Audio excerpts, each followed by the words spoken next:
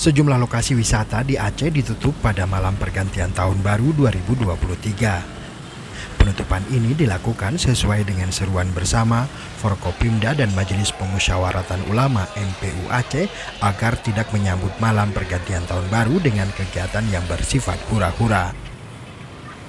Meski tak ada pesta kembang api, namun suasana di Kota Banda Aceh pada malam pergantian tahun terpantau padat.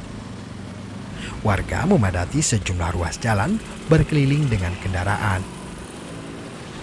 Polisi bersama instansi terkait mendirikan sejumlah posko pemantauan dan pengamanan untuk mencegah terjadinya penumpukan warga.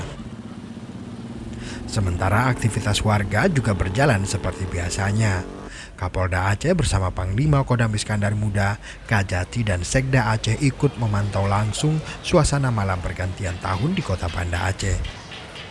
Mereka juga menyambangi warga yang tengah bersantai di warung kopi. Dan alhamdulillah untuk sementara ini situasi kondusif untuk seluruh jajaran Polda Aceh dan alhamdulillah juga cuaca terang. Dan kami juga menggelar di sini ada pospam dan posyan. Tapi terutama kami di sini konsentrasi yaitu di tempat-tempat wisata, pantai, baik gunung maupun laut.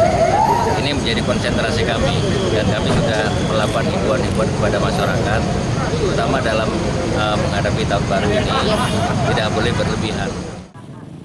Polda Aceh bersama instansi terkait menerjunkan 2.000 lebih personel untuk mengamankan libur tahun baru 2023 di sejumlah wilayah di Aceh. Tim Liputan Aceh Video.